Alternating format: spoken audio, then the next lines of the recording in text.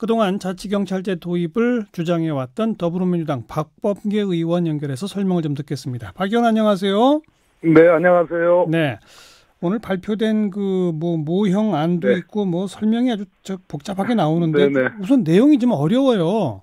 아, 그러신가요? 네네. 우선 자치경찰제라는 걸 왜 해야 되는 건지부터 좀 설명해 주세요. 지방 분권 때문입니다. 그러니까 국가와 지방자치단체가 있다면 예, 우리나라는 그 경찰 조직이 100% 국가 경찰로 되어 있죠. 그렇죠.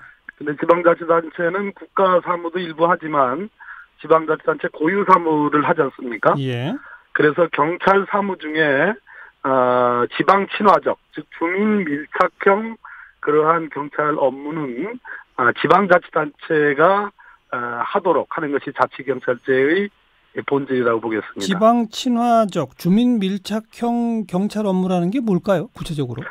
크게 이제 국가경찰 사무는 그동안에 이제 정보, 보안, 경비, 외사, 수사 이런 등등으로 나눠지는데요. 예. 그 중에서 국가가 전체적으로 통일적으로 규율해야 될 정보나 외사 등등의 중요한 사무는 국가경찰로 하고, 예.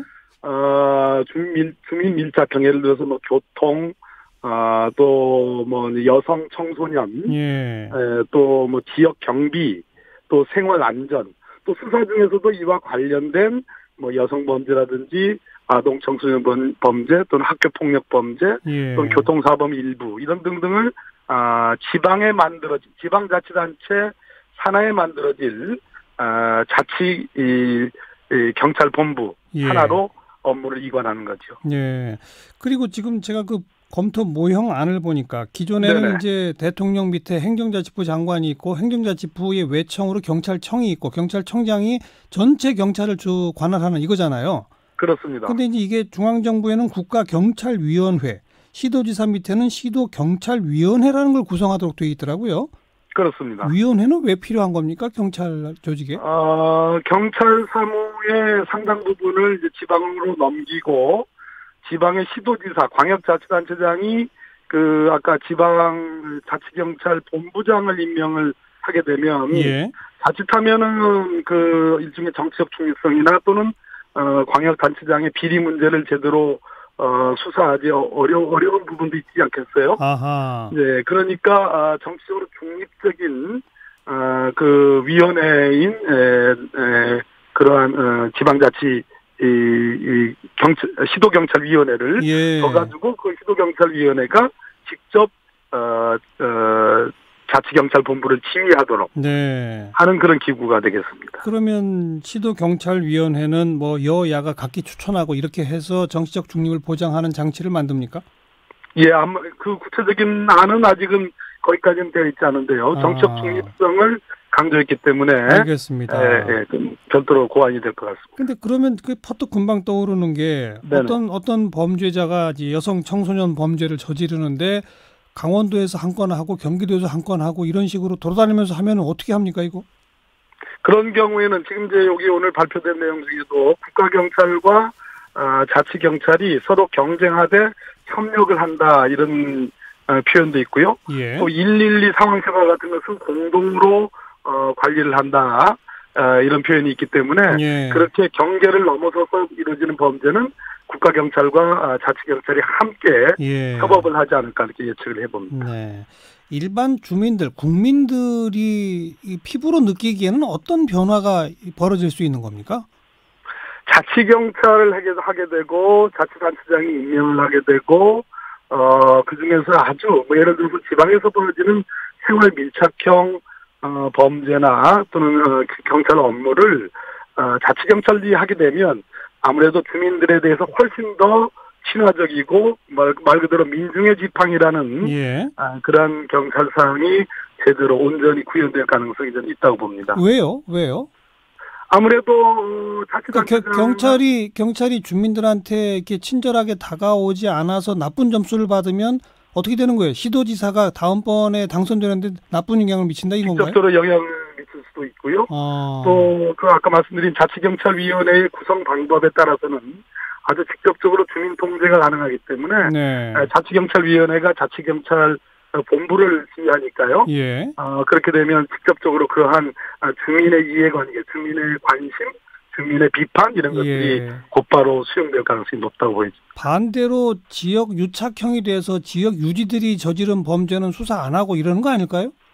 그렇기 때문에 그러한 중요한 어떤 공무원 범죄라든지 예. 또는 그 지역 토착 세력과의 연계 범죄 이런 것들은 국가경찰의 영역이고 또 검찰이 있고요. 예. 또 광역지방자치단체장은 이번에 민주당이 낸 법안에 의하면 공수처의 관할이 되도록 되어 있습니다. 그래서 토착 세력과의 그 어떤 비리 유착 이런 것을 봐주는 그런 우려는 안 하셔도 될 것 같습니다. 근데 지금 박 의원이 쭉 언급하는 거 들어보니까 진짜 자치경찰이 있고 그다음 국가경찰 따로 있고 검찰도 또 있고 또 공수처도 또 있고 이게 굉장히 그 혼선만 있지 않을까요? 시스템이 잘 갖춰지지 않으면. 지금 경찰력이라고 하고 우리가 검찰의 수사 독점권, 소위 기소 편의주의, 기소 독점주의, 또 경찰 병력이 12만 명에 가깝고요. 또 의견까지 합치면 15만 명에 가까운데, 이러한 일종의 수사력과 무력을 갖춘 기관은 가능한 권한을 분산해서 서로 견제와 균형을 가져가는 것이 민주주의의 기본적인 통제 원리이기도 합니다. 그러면 국민 선진국들은 대체로 자치경찰제를 이미 하고 있나요? 상당수 국가들이 자치경찰을 하고 있고 자치경찰이 없는 지방자치는 사실은 그동안 온전한 형태의 지방자치라고 보기는 어려울 거라는 비판이 있었습니다. 그런데 오늘 이제 안이 나오자마자 지금 이제 검찰 쪽은 경찰하고 검경 수사권 조정 이제 그 숙제가 남아 있지 않습니까? 네네 그렇습니다. 그리고 지금 청와대는 검경 수사권 조정 전에 경찰이 먼저 자치경찰제를 받아라. 그래서 경찰이 좀 권력 분산이 이루어져야 수사권을 좀 넘겨줄 수 있지 않느냐 이제 이런 입장이잖아요. 네네 그렇습니다. 거기에 대해서 오늘 검찰 쪽의 반응은 이건 뭐 무늬만 자치경찰이지 여전히 국가경찰이 뭐 강력하지 않느냐 이런 지적이 나오고 있고. 반대로 일선 경찰관들을 취재한 기사를 보니까 일선 경찰관들은 온통 혼선이 빚어질 것 같다라고 우려하고 있더라고요. 이거 어떻게 봐야 됩니까? 결국은 이제 양 기관에서는 이기주의가 상당 부분 작용한다고 보는데요. 이번 자치경찰제 방안에 검찰이 불만을 갖는 것은 검찰은 지방경찰청 소관 사무는 전부 다 자치경찰로 넘기자라는 주장을 합니다. 굉장히 획기적인 주장이죠. 경찰 입장에서는 아마 받기가 어려울 것 같고요. 이번에 발표한 자치경찰제안은 지구대와 파출소 업무를 기준으로 해서 넘기는 겁니다. 자치경찰로.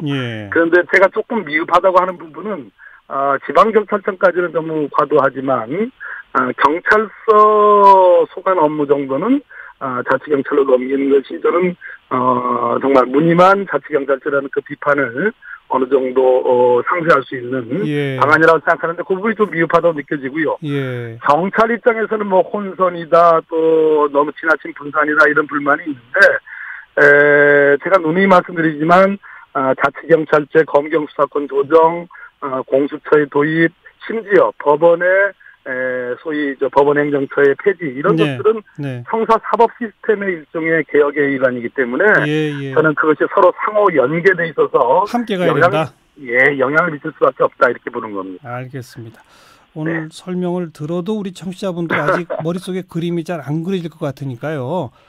정부도 일단 초안을 낸 거고 국민 의견 수렴한다고 하지 않았습니까? 네, 그렇습니다. 뭔가 의견이 좀 모아지면 정부 여당이 좀 합심해서 국민들한테 알기 쉽게 좀 설명하는 자료부터 좀 만드셔야 될 것 같습니다. 네, 그러도록 하겠습니다. 네, 고맙습니다. 네, 감사합니다. 더불어민주당 박범계 의원이었습니다.